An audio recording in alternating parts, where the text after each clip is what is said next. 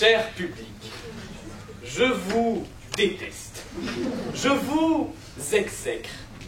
Vous ne m'inspirez que mépris et désolation. Face à vous, ne me viennent que des adjectifs de dépit et de déplaisance, et m'exprimer en votre présence n'est qu'un odieux déboire. Alors je vois vos visages ébahis. Vous me croyez fou. Mais s'il vous plaît, ne vous formalisez pas. Après tout, ne dit-on pas que cui bene amat, bene castigat, ou, pour les non-latinistes, que qui aime bien, châtie bien.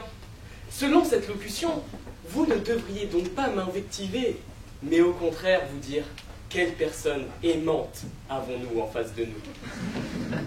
Voilà une manière étrange de penser, n'est-ce pas? Il faut dire que cette locution fait se rencontrer deux verbes qui n'auraient jamais dû se rencontrer. Associer le verbe aimer à ce si désuet verbe châtier, je crois d'ailleurs qu'il ne doit sa survie qu'à cette expression, voilà quelque chose de très étonnant. Et pourtant, il fut un temps où ce verbe châtier était bien à la mode. Prenez Tantale, châtié par Zeus à être plongé dans un ruisseau, sans jamais pouvoir s'y étancher, à contempler de luxuriants pommiers, sans jamais pouvoir s'y rassasier. Quelle torture! Prenez Atlas, condamné par Zeus, encore lui, cette fois-ci à supporter sur ses épaules le poids de la terre, et ce, pour l'éternité. À titre d'information, la masse de la Terre est estimée à environ 6 fois 10 exposant 24 kg. Autant vous dire que pour moi, qui soulève péniblement 15 kg à la salle de sport, j'imagine aisément, peut-être d'ailleurs trop aisément, ce qu'endurait ce pauvre Atlas. Et ce qu'endure toujours d'ailleurs, hein, l'éternité, c'est l'éternité. Pas de remise de peine, c'était une autre époque. Mais alors, avec cette locution, réécrivons l'histoire. Toute cette cruauté devrait donc témoigner de l'amour de Zeus pour ces deux malheureux, dont il serait épris. Et pourtant, s'il en est un qui s'est épris de beaucoup d'individus, c'est bien Zeus. Tantale et Atlas devaient donc être particulièrement aimés, et heureusement d'ailleurs, car, comme le disait Guy Bedos, qui aime bien châtie bien, mais qui n'aime pas châtie encore mieux. Je vous laisse imaginer, pauvre Tantale, pauvre Atlas. Bon, vous en conviendrez, il semble tout de même très étrange ce proverbe. Et pourtant, le voilà déjà plus vieux que nous tous réunis, ayant déjà fêté près de 3000 printemps, né des proverbes bibliques de Salomon, repris par la sagesse grecque d'Aristophane, bravant le temps, les époques, les mœurs, les us et les coutumes, et même les frontières. Car oui, ne croyez pas que nous sommes les seuls à délirer de la sorte en France. En Russie, celui que j'aime, je le bats. En Espagne, celui qui t'aime bien te fera pleurer. En Allemagne, enfin, qui aime son enfant, le bat.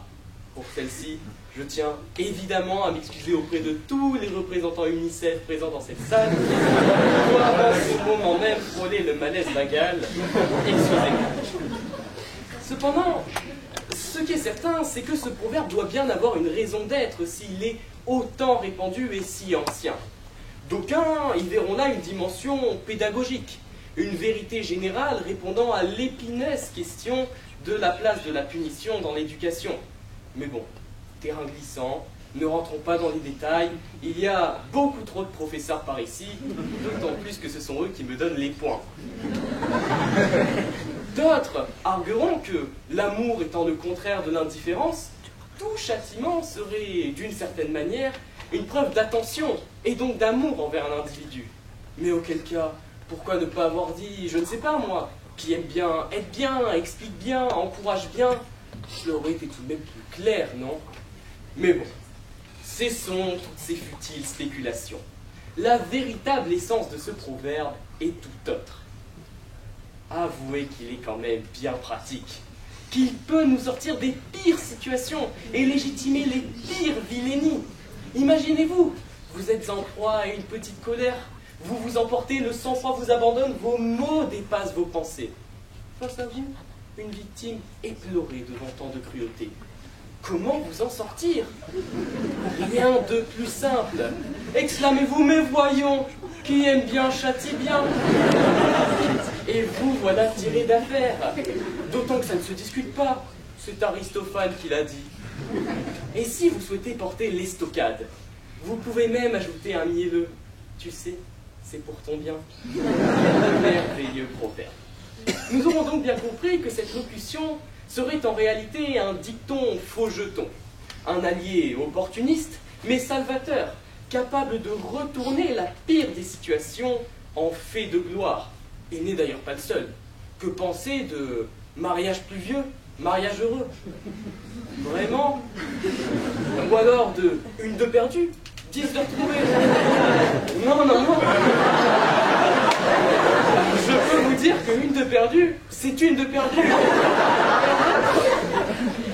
Alors, maintenant que nous avons brisé un mythe, maintenant que nous ne sommes plus dupes, la prochaine fois que vous entendrez cet espiègle dicton, pensez donc à ce moment.